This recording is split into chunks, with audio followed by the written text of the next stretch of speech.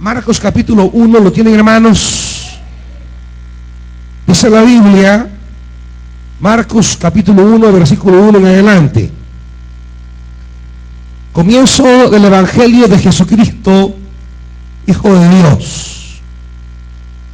Sucedió como está escrito en el profeta Isaías: yo estoy por enviar a mi mensajero delante de ti, el cual preparará tu camino. Voz de uno que grita en el desierto: preparen el camino del Señor, háganle sendas derechas. Así se presentó Juan, bautizando en el desierto y predicando el bautismo de arrepentimiento para el perdón de pecados.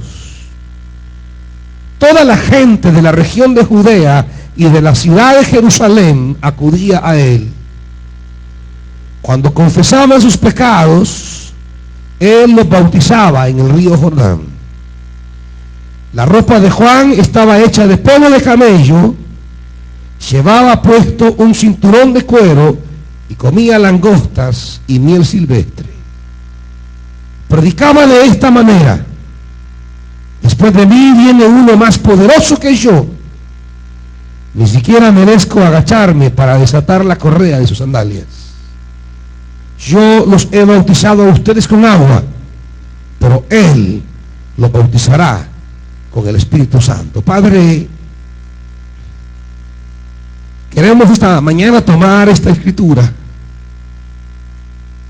y pedirte, amado Dios, que puedas iluminar nuestro corazón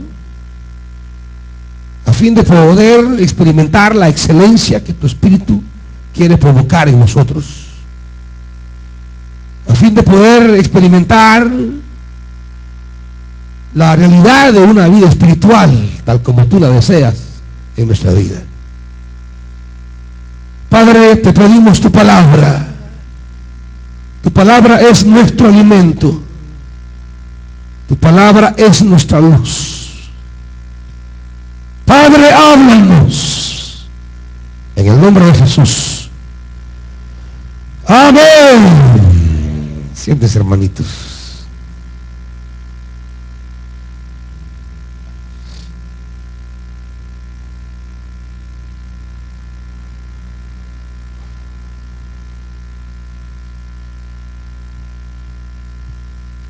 Esta mañana la palabra de Dios quiere, diríamos, iluminarnos acerca de cuál ha de ser nuestra comprensión de cómo Dios quiere a su pueblo, de cómo Dios anhela ver a su iglesia, de cómo Dios anhela ver al pueblo que Él ha convocado y ha elegido. Porque hay diríamos, una cierta manera de cómo Dios quiere ver a su iglesia. Hay una perspectiva divina de anhelar al pueblo. Hay una manera de cómo Dios nos desea, nos anhela. No es simplemente ser un pueblo religioso. Hay una manera de cómo Dios quiere mirarnos. Hay una manera como Dios anhela vernos. Hay diríamos, una cierta manera de cómo Dios diseña, cómo Dios anhela, y no solo cómo Dios anhela, cómo Dios provoca que podamos experimentar esa manera de cómo Él quiere vernos. No solamente diríamos hay una perspectiva divina sobre nosotros, también hay una intención divina de querer obrar en nosotros de tal manera que podamos vivir, andar, caminar en esa perspectiva que Él quiere de nosotros. Y diríamos que estamos aquí en el Evangelio de Marcos, estamos ante ese accionar divino que quiere provocar en el pueblo de Dios una transformación para que la vida del pueblo de Dios corresponda a la intención de Dios, al deseo de Dios. Tenemos aquí, diríamos, el inicio del mover de Dios para reconstruir la vida de Israel. Tenemos aquí la intención, la acción divina para renovar, para recomenzar, para reiniciar la vida de Israel en una perspectiva distinta. Pero claro, cuando Dios va a iniciar, cuando Dios va a obrar, cuando Dios va a arrancar de nuevo, vienen ciertas contradicciones que no esperaríamos nosotros que se dieran, pero se dan. Y es que Israel a este momento tiene tiene una religión establecida y tiene un sistema religioso que funciona en torno al templo, y que a partir de la realidad del templo es que Israel entiende su relación con Dios. Israel construye su relación con Dios a partir del templo, a partir de los sacrificios, a partir del ministerio de los sacerdotes, a partir de todo el sistema penitencial que el templo proponía. Israel podía accesar al perdón de pecados delante de Dios a través del sistema ritual que el templo proponía. Sin embargo, toda esa religiosidad será vacía para Dios. Fíjese esto porque esto es, digamos, lo que no esperaríamos que ocurriese. Que la religión se vacíe de Dios. La religión, que debería ser una realidad llena de Dios, una realidad que sobreabunde, diríamos, la presencia divina, de repente la religión viene a ser una realidad humana en la que Dios está ausente. De repente la religión viene a ser una realidad en la que Dios se ha ido. Y es aquí donde tenemos que entender esa perspectiva divina acerca de nosotros. Porque más allá de cómo la religión valore nuestra vida, hay una mirada divina que anhela y tiene una intención sobre nuestra vida. Hay una manera divina de vernos, de aceptarnos o de no aceptarnos. Y es aquí donde entra Juan, justamente. Es aquí donde se inicia todo un camino.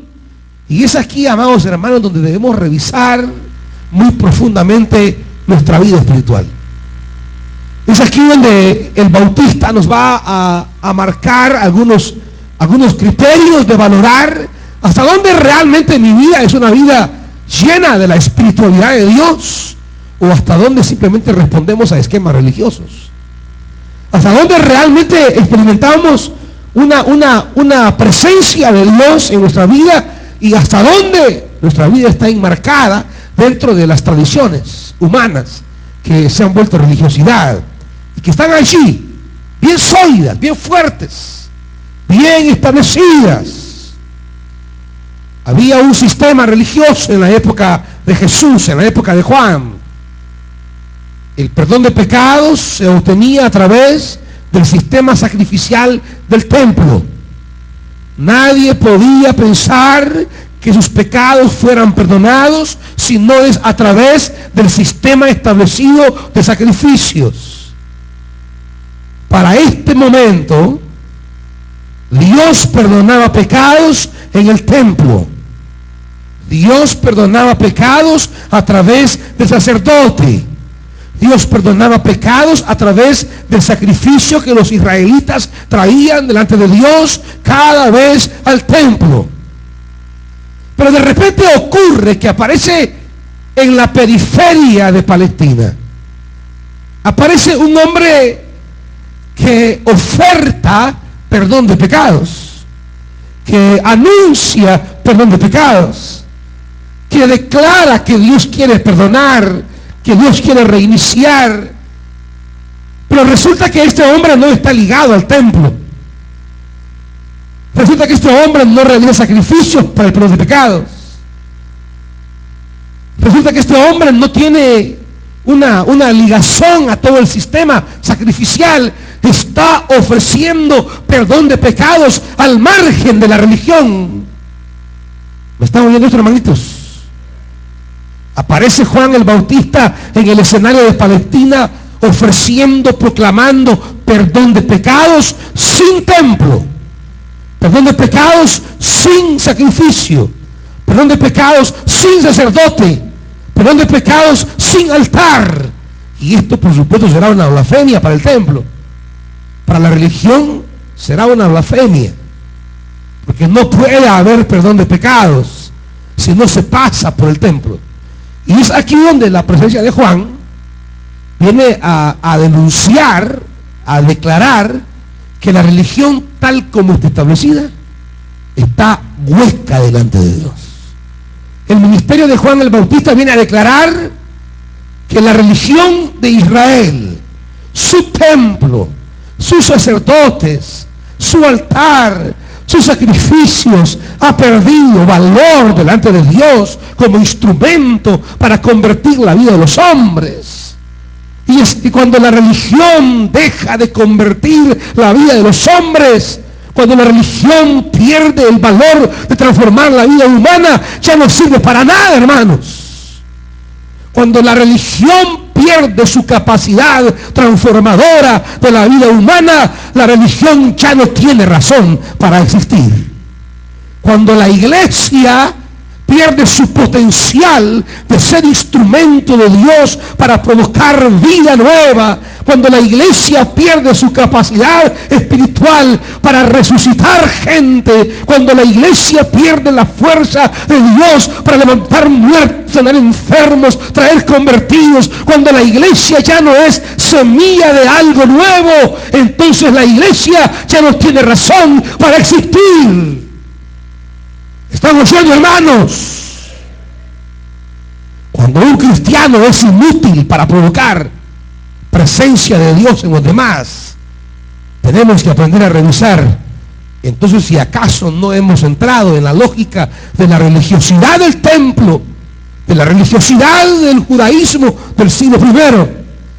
Porque la fuerza espiritual de un creyente no se mide por el cúmulo de tradiciones que lleva en sus espaldas. La fuerza espiritual de un creyente se mide por su capacidad espiritual de provocar presencia de Dios en la vida de otros. ¿Estamos oyendo, iglesia?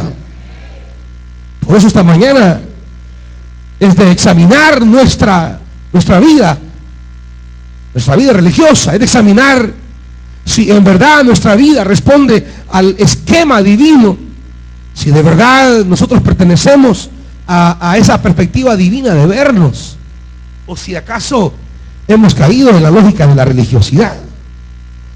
Una religiosidad que tarde o temprano se vacía de Dios. Y cuando se vacía de Dios, puede tener todo lo que quieran. Puede tener templo, puede tener culto, puede tener alabanza, puede tener sacrificio, puede tener testimonio, puede tener lo que quiera el culto. Esa reunión puede tener lo que quiera.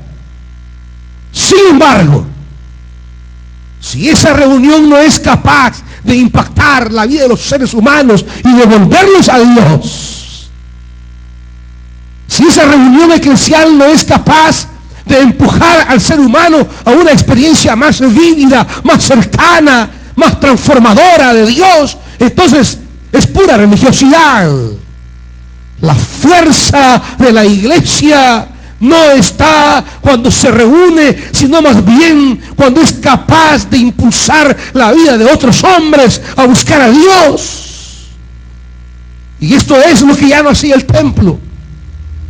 El templo no podía presentarle a los hombres, no podía mover a los seres humanos a esa vida de Dios, que es lo que justamente Juan el Bautista plantea. Juan el Bautista dice la Biblia que aparece en el versículo 4. ¿Dónde aparece, hermanitos? No aparece en el templo, aparece en el desierto. ¿Y qué es lo que predica? El bautismo de arrepentimiento para el perdón de pecados. Y cuando él aparece predicando, versículo 5, ¿qué más realiza? Predica el arrepentimiento de perdón de pecados. ¿Y qué más hacía? Bautizaba. El bautismo del arrepentimiento para perdón de pecados en el Jordán es la base de Juan para realizar lo que el templo no puede realizar. En el ministerio de Juan se realiza lo que el templo debería de hacer y no es capaz de hacer: el perdón de pecados. Que la gente reconozca su necesidad de Dios. Que la gente reconozca la necesidad de volverse a Dios.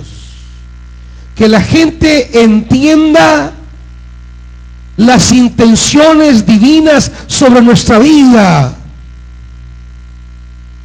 Porque el templo puede volverse un lugar al cual vamos por motivaciones equivocadas. Hay gente que entra a los templos, pero lo que se proclama de Dios no entra en ellos. La gente entra en los templos a manera de un ritual sistemático, a manera de un ritual cíclico, a manera de una costumbre mecánica. La gente va hoy día a las iglesias para cumplir una cierta religiosidad, pero sin que esa reunión logre impactar su vida para responder a una manera de vivir que sea agradable a Dios. La gente va a los templos para seguir viviendo igual. La gente va a los templos para que nada cambie en su vida. En otras palabras, se puede ir al templo y que no sea significativo en nuestra vida. Y eso es lo que pasa con el bautista. El bautista aparece en un escenario un tanto extraño para Israel, con un rito desconocido para el templo, como es el bautismo. Pero el bautista viene proponiendo lo que el templo no puede lograr. Y es aquí, amados hermanos, donde el ministerio de Juan el Bautista nos revela a veces el vacío que hay hoy día en las iglesias. Y no digo el vacío de gente. No, hablo del vacío de autenticidad espiritual delante de Dios. No hablo del vacío, bueno, hay iglesias que están vacías también. Ellas están peores todavía. Pero más bien no hablo simplemente del vacío físico de gente en las iglesias. Hablo que aun cuando muchas están llenas, hay un vacío de autenticidad espiritual. ¿Me están oyendo, hermanos? Es decir, hay una ausencia de contenido valedero delante de Dios. Las iglesias hoy día pueden estar llenas, pero su condición espiritual delante de Dios es vacía. Una cosa es la llenura de un templo, llenura de personas, y otra cosa muy distinta es la llenura de Dios en nuestra vida. Una cosa es la llenura de gente en un templo, y otra cosa es la llenura de la presencia del Espíritu en la vida de la iglesia. Son dos cosas distintas. Y lo que pasa aquí es que el templo de Jerusalén tenía de todo. Tenía altares, tenía sacerdotes, tenía culto, tenía sacrificio, tenía lectura de la ley, tenía oración, tenía de todo. Pero ¿saben qué no tenía? Lo que dice Juan al final del 8. ¿Qué no tenían, hermanitos? Lo último del 8. ¿Qué no tenían? Espíritu Santo. Tenía todo lo que tiene la religión, pero no tenía presencia divina. El mover, la presencia del Espíritu de Dios en la vida de la religiosidad israelita. Había tradición, herencia, doctrina, pasado, historia, pero no había Espíritu de Dios. Y si no hay Espíritu de Dios, entonces la religiosidad se ha vuelto vacía, hueca, sin sentido, sin fundamento, sin impacto. Cuando una iglesia tiene todo, pero no tiene Espíritu Santo, no tiene nada, hermanos. Cuando una iglesia puede tener templos si quieren, butacas si quieren, aire si quieren, templos grandes si quieren, todo lo que quiera. Pero si no hay Espíritu Santo, si no hay el mover de Dios, si no hay la llenura del Espíritu, que el Espíritu es la capacidad divina para impregnar de Dios la vida nuestra y la vida de otros. Espíritu Santo es esa vitalidad divina capaz de transformar nuestra vida, transformar la iglesia, transformar la sociedad, impactar la vida de otros. La religión sin el Espíritu es como un gigante sin vida. Puede tener años si quieren, puede ser antigua si quieren, pero no tiene valor ni trascendencia si no hay presencia del Espíritu de Dios. Y es aquí donde el ministerio de Juan nos interpela a nosotros, nos confronta a nuestra vida. Si acaso no habremos caído en una religiosidad en donde está presente todos los elementos de la religión, pero donde está ausente la esencia de Dios en nosotros, que es el Espíritu Santo.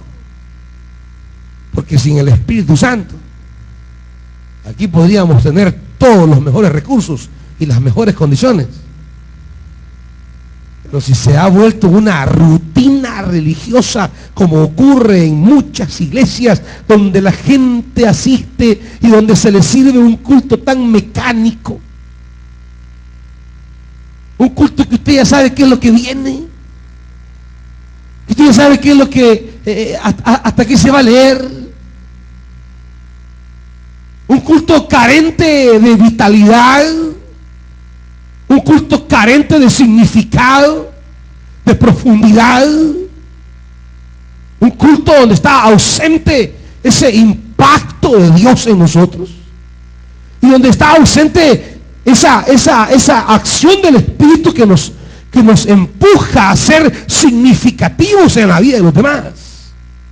Porque la esencia de un cristiano está en su capacidad de impactar la vida de otros. La grandeza de un cristiano no está en su antigüedad. Dios no le va a preguntar a usted, ¿y cuánto tiempo fuiste cristiano? No va a llegar con sus credenciales de antigüedad. Las momias son más antiguas y están más muertas que a saber qué, hermanitos. Lo que Dios le va a preguntar a usted aquel día es, ¿cuál fue tu impacto en la vida de los demás? ¿Cuál fue tu servicio, tu trabajo? ¿Cuántas vidas impactaste con tu vida? ¿A cuántos le serviste de acercamiento a Dios? ¿Con cuántos contribuiste para que fueran iluminados? ¿Cuántos llegaron a mis caminos? ¿Cuántos recibieron mi perdón? ¿Cuántos fueron los que a través de tu persona como instrumento llegaron a adquirir el perdón de Dios? Eso es Juan aquí. Juan es el hombre que comienza a proponer, que comienza a anunciar que Dios quiere perdonar, que Dios quiere obrar, que Dios quiere actuar, pero es necesario volverse a Él. Y no lo hace dentro de la estructura religiosa, y no lo hace dentro del rito asignado, y no lo hace dentro de la tradición. Por eso dice Lucas, acompáñenme a Lucas, que también recoge la experiencia de Juan el Bautista.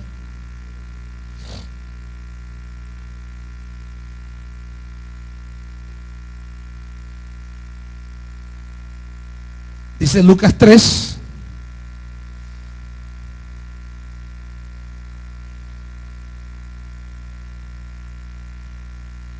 Lucas capítulo 3, versículo 7. Muchos acudían a Juan para que los bautizara. Y él les predicaba: camada de víboras, ¿quién les dijo que podrán escapar del castigo que se acerca? Y dice: produzcan frutos que demuestren arrepentimiento. Produzcan frutos que demuestren conversión. ¿Está viendo dónde pone Juan la esencia de la espiritualidad ante Dios? ¿Se da cuenta a dónde coloca Juan los criterios para valorar nuestra aceptación o desaprobación delante de Dios? El tema aquí no es simplemente cuál es mi nexo con la religión. El tema aquí no es simplemente cuántos años tengo de ir a la iglesia. El tema aquí no es si he sido miembro del año. El tema aquí es: produzcan frutos que demuestren conversión. La esencia de la vida que agrada a Dios para Juan el Bautista es que seamos capaces de demostrar en nuestra cotidianidad que nuestra vida le pertenece a Dios, que hemos entrado en una vida de operación divina en nosotros. Y sigue diciendo: y no se pongan a pensar, tenemos a Abraham por padre. Estamos hablando que esto significa que Israel apelaba a la dignidad de sus ancestros. Israel apelaba al orgullo de sus ascendientes. Nosotros somos hijos de Abraham. Como decir Juan el Bautista: no necesitamos tu mensaje, no necesitamos tu bautismo, no necesitamos confesarnos, porque nosotros pertenecemos a una línea especial que viene desde Abraham. Es cuando la religión cree que no debe cambiar nada porque pertenece a una larga historia religiosa. Es cuando la religiosidad cree que la antigüedad o la acumulación de años es criterio para valorar la genuinidad de algo. Y así hay iglesias que dicen: nosotros venimos desde los apóstoles en una línea ininterrumpida, no necesitamos convertirnos a Dios porque traemos una herencia histórica. O las iglesias que dicen: nosotros no necesitamos convertirnos porque somos la iglesia más antigua en el país. Van apelando a esa herencia ancestral. Nosotros trajimos el evangelio a estas tierras, dicen algunas iglesias. Como que el mero hecho de haber traído el evangelio hace 100 años garantizaría la genuinidad presente de ser una iglesia conforme al corazón de Dios. ¿Estamos viendo, hermanos? Que hace 100 años un grupo de hombres comprometidos con Cristo hayan anunciado el evangelio en esta tierra es una cosa. Que la iglesia en su expresión presente esté haciendo la voluntad de Dios es otra.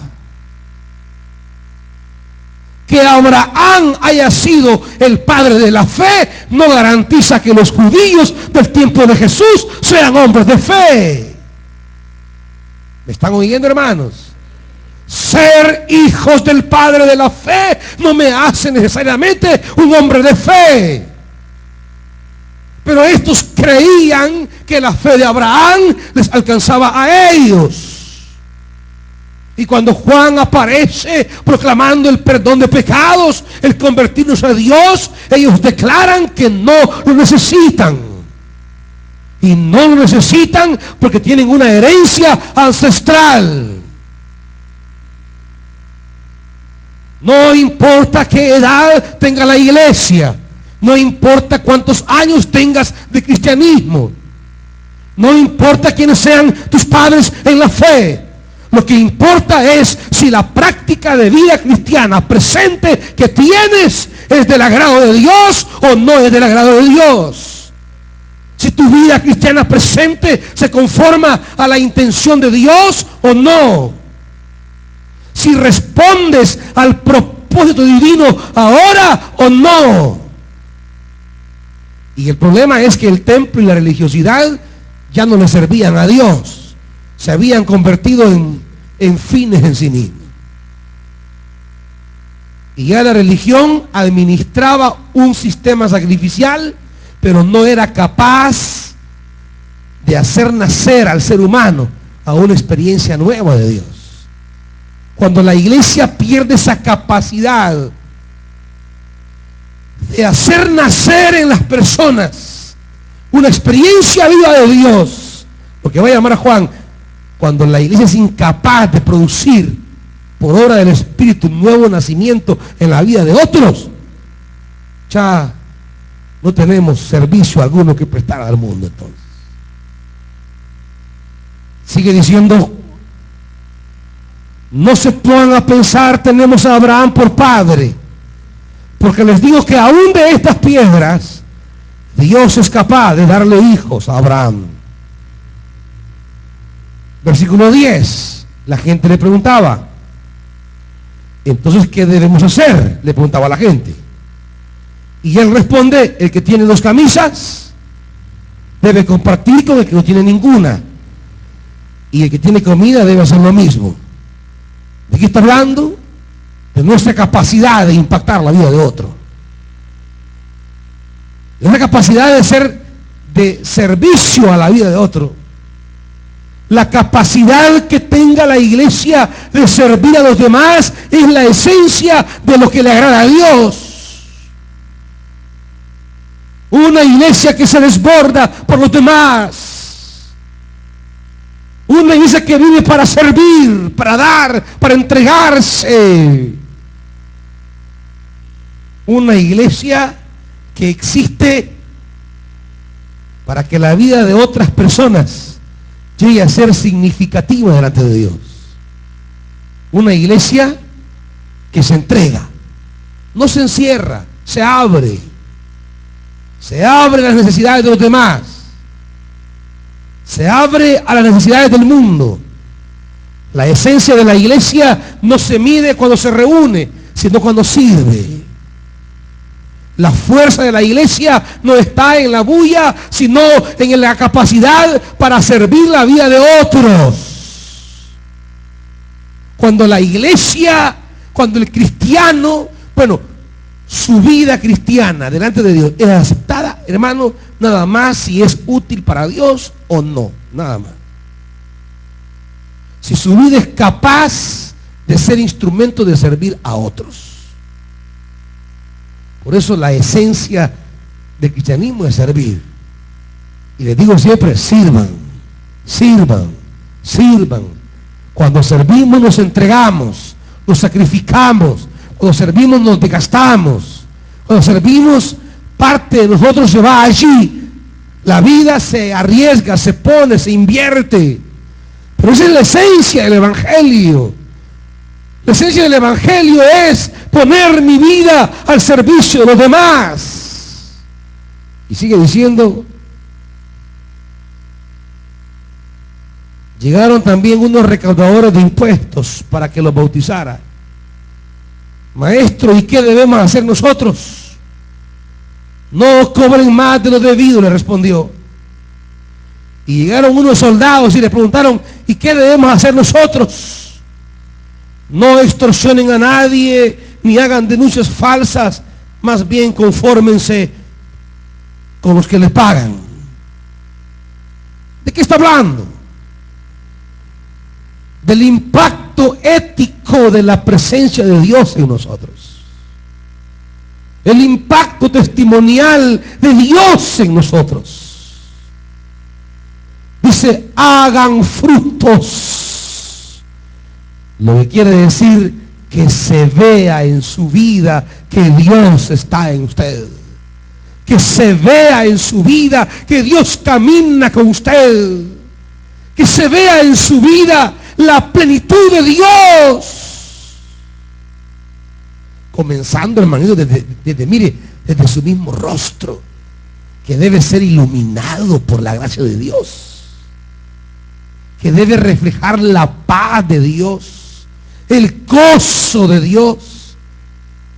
Su semblante debe reflejar que Dios está reinando en su vida. No que va a una iglesia, porque la gente que va a esa iglesia, la iglesia está empurrada. A veces la gente que va a las iglesias son todos amargados, todos serios. Han confundido a Dios con la religiosidad. Y creen que la santidad es cuestión de andar con las caras largas, de no hablarle a nadie. Creen que la pureza delante de Dios es no saludar a nadie, no meterse con nadie. Y uno les habla, Dios les bendiga, hermano. Y es un hermano ya de años en el evangelio, pero se ha confundido. Desde el rostro mismo, el hombre, la mujer debe reflejar que Dios fluye en él, que Dios habita en él. No estamos hablando simplemente del carácter de alguien, estamos hablando de lo radiante que debe reflejar la persona, independiente de su carácter. Debe reflejar esa presencia divina que transmite paz, que transmite alegría, que en la palabra que sale de su boca usted recibe algo de Dios. Juan el Bautista es el hombre que aparece para desafiar la religión establecida y para proponer que una cosa es el culto en el templo y otra cosa es la vida que agrada a Dios. Y cuando la religiosidad está vacía de Dios, no importa el título que lleve la iglesia, no importa su doctrina, no importa su historial ni su tradición. La esencia de una iglesia, como era para Israel, la esencia de Israel no era cuidar la memoria de Abraham. La esencia de Israel era creer como creyó Abraham. Pero no creía como creía Abraham. Cuidaba a Abraham y su fe. Y decía, este es Abraham, este es mi ancestro, este fue quien me heredó todo, este es el hombre que Dios usó, el amigo de Dios. Y cuidaban a Abraham como su herencia. Pero la herencia, hermanos, no es cuidar a Abraham. La mejor herencia que vamos a tener es creer como creyó Abraham. La mejor herencia no son los misioneros que nos trajeron el evangelio. La mejor herencia es hacer lo que ellos hicieron para predicar el evangelio. No nos vamos a quedar hablando de los grandes apóstoles que vinieron a El Salvador a predicar el evangelio y a recordar, vamos a recordar al reverendo no sé qué, vamos a recordar al misionero no sé qué. Quiere que le diga cómo se le hace memoria de verdad a esa gente. Quiere que le diga cómo se honra a esos misioneros. Quiere que le diga cómo se honra a esa gente que arriesgó la vida para aplicar el evangelio en estas tierras. Se honra siendo una iglesia que siga sacrificada predicando el evangelio. ¿Sabes cómo se hereda la fe de esos grandes hombres? Siendo cristianos cuya vida sirve para que otros se acerquen a Dios. La capacidad que tengamos para impactar la vida de los demás, esa es la manera de vivir mejor la herencia que un día tuvimos.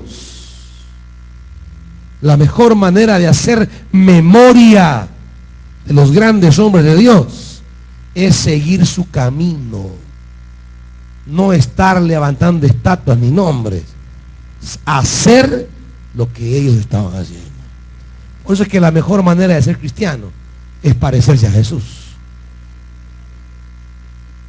hacer lo que Él hacía. Y eso es, amados hermanos, lo que hemos de procurar siempre. La esencia de un cristiano no está en los elementos religiosos que van formando parte de nuestra vida día con día y nos sentimos ya como gente religiosamente buena. No nos confundamos. Religiosamente bueno era Anás y Caifás, y Dios no los miraba con agrado. Religiosamente buena eran los sacerdotes, pero Dios no los miraba con agrado. Porque mientras nuestra vida no sea capaz de impregnar a otro de Dios, mientras la vida de la iglesia no sea, miren hermanos, ¿qué es? Díganme ustedes, ¿qué es lo que nos mueve a este trabajo tan agotador que tenemos? Mire, yo les voy a decir algo. A nosotros aquí no nos mueven los números. No trabajamos incansablemente porque queremos llegar a metas cuantitativas. Jamás. Dios nos libre de eso. Y les voy a decir, cada lunes estamos en Noches de Buenas Nuevas. Un trabajo que comienza desde las 9 de la mañana.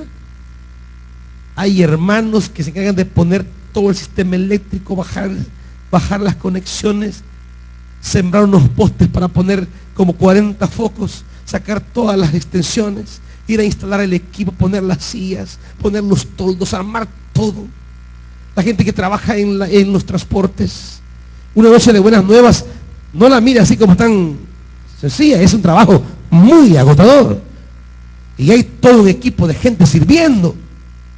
Son los servidores, por lo menos andan como 150 servidores en diferentes áreas: seguridad, administración, mujeres, el ministerio musical, transporte. Es una cantidad de gente en eso, aparte de toda la inversión que se hace. Y mientras hay Noches de Buenas Nuevas, en muchos otros lugares hay alrededor de 52 conexiones donde está predicando la palabra todos los días lunes. Y hay 40 columnas familiares, y hay 50 chiquicolumnas. Tenemos el día martes, que es la escuela de predicadores, donde todos aquellos que están predicando en una conexión, los estoy equipando con la palabra de Dios. Y vengo a predicarles el día martes. Llevamos un itinerario de toda la Biblia. Vamos por el libro de Cantares. Vamos a estudiar Isaías este martes. Porque yo quiero que el que predica sea un portador de la palabra. Ustedes ven, yo aquí he renunciado a crear un manual. He renunciado a crear un manual para que todos prediquen sobre el manual. Para que fuera más fácil sentarme una semana a hacer un mi libro de lecciones y darles una lección para que todos prediquen lo mismo, para que en cada conexión, en cada columna, en cada chicolumna se esté enseñando lo mismo. Yo he renunciado a eso. Eso es fácil. Lo difícil es formar gente que predique. Lo fácil es elaborar un manual. Eso es fácil. No, lo difícil es trabajar el recurso humano. Lo difícil es forjar la mente de un predicador, retar al hombre, a la mujer, a ser el siervo, la sierva de Dios, que es portador de la palabra, enseñarle a predicar, de tal manera que no necesite de manuales para predicar, sino que aprenda a obtener revelación de Dios en la Escritura por el Espíritu, para que dé un mensaje vivo. Porque yo no quiero predicadores que vayan a desarrollar lecciones. Eso a mí me cae mal. Vamos a desarrollar la lección número 8. Jesús sana al leproso. Y lo que vamos a ver es esto. No, hermano, es mucha bacanada, hombre. El que se pare a predicar debe pararse con la convicción que Dios le da una palabra, y esa palabra va a estremecer a los que la oyen. Eso debe ser el predicador. Y el día martes a eso venimos, a retarlos a ser mensajeros de Dios, portadores del mensaje de Dios. Y el miércoles todos los días de preparación, predicar con las mujeres, con los hombres. Hay 300 servidores reunidos el día miércoles, preparándose para los renuevos. Son 5 fines de semana continuos de trabajo arduo, duro, de lucha extensa. Mes y medio, 2 meses de preparación, 3 días de trabajo, y termina un renuevo, viene el otro, y viene el otro, y viene el otro, y se acaba el de niños, y empiezan otros 2 meses de preparación sin parar. Y simultáneamente a eso, todo el trabajo de cada ministerio de la iglesia. Miren, amados hermanos, ¿y por qué es parte de nuestra vida esto? No es porque queremos números. Es porque hay en nosotros la convicción profunda de querer ser una iglesia de acuerdo al corazón de Dios. Una iglesia que, animada por el Espíritu, sea significativa en la vida de los demás. Porque una iglesia que no impacta la vida de otras gentes, esa iglesia ha perdido sentido para existir. Un cristiano que no impacta a otro, ¿a cuántos les ha compartido la buena nueva? ¿A cuántos ha llevado un renuevo? ¿A cuántas noches de buenas nuevas ha asistido? ¿Cuál es su participación en el reino de Dios? ¿Cuál es su lugar en el servicio a Dios? Si no tenemos un lugar en el servicio del reino, si lo que tengo es un lugar en una silla de un templo nada más, he perdido todo significado, hermano. Ahí me cae mal eso que dicen a la gente: hermanita, ¿cuándo va a llegar a la iglesia? Allá está su silla esperándola. ¡Qué desgracia!, digo yo. Aquí no debe haber una silla esperando a nadie. Debe haber un ministerio, un trabajo, un servicio, no una silla. Pues esa es la perspectiva que tenemos hoy día de ser cristiano y nos aplastar en una silla. Ser cristiano es ser parte de un servicio divino en la vida de los demás. Ser cristiano es ser instrumento de Dios, tener un lugar en su reino. Lo que tengo que decir: mire, hermana, ¿y usted cuándo va a ir a recoger lo que dejó tirado por allá? Dejó tirado su ministerio, ve a recogerlo y sirva, hombre. No hay silla esperándolo, hay una viña para que trabaje. Porque aquí no les ofrecemos sillas, sino trabajo, trabajo, trabajo, trabajo y trabajo. Es lo que hay. Es que si Dios trabaja, como dijo Jesús hasta hoy, nosotros no podemos dejar de trabajar, sabiendo que en la entrega del trabajo. Ahí está nuestra aceptación divina. En esa participación en los planes de Dios, ahí está el agrado de Dios con nosotros. Allí en que mi vida sirva para otros, ahí está la sonrisa de Dios con nosotros. Amados hermanos, la esencia de nuestra vida cristiana no es ocupar una silla en un templo. La esencia de nuestra vida cristiana es que, animados por el Espíritu, podamos embarcarnos en una vida de servicio que sea significativa en la vida de los demás. La esencia de Jesús es que fue alguien que vivió para los demás. Y solamente un cristiano. Por eso es que esos cristianitos, esos cristianos consumidores que hoy día va, a mí nadie me llama. No, ¿y usted a cuántos ha llamado? A mí nadie me visita. No, ¿y usted a cuántos ha visitado? A mí nadie me viene a ver. ¿Y usted a cuántos ha ido a ver? ¿Entienden la lógica, hermanitos? Que todos se acomodan en la religiosidad solo para adentro. Solo para adentro. El reino es para afuera. Como mi vida es significativa para la vida de los demás. Pónganse de pie, hermanitos.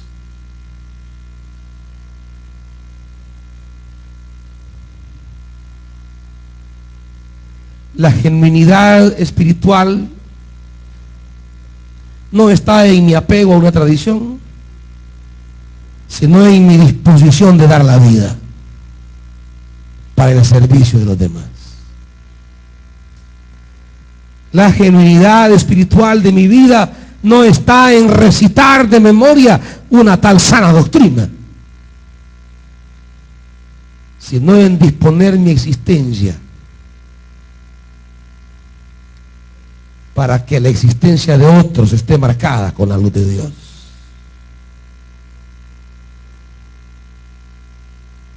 La genuinidad de mi vida espiritual no está en el apego a los órdenes eclesiásticos, sino en decirle al Señor, heme aquí, envíame a mí.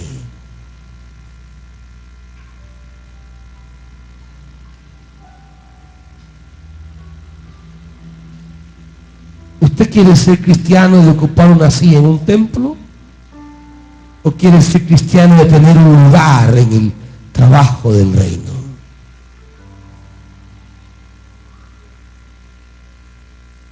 Tener una silla en un templo es fácil, es cómodo. Solo se invierte un par de horas a la semana. Trabajar para el reino es sacrificar la vida. Pero esos son los que agradan a Dios. Ese es el verdadero pueblo de Dios.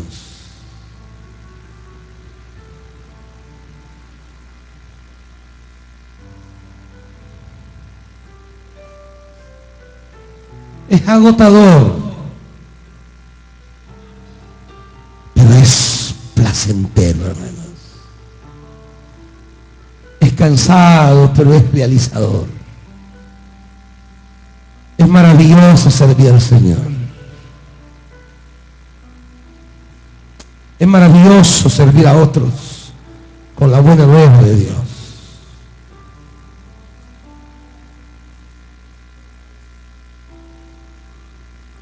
Señor, aquí está mi vida, dígale. Si te es útil, aquí está mi vida.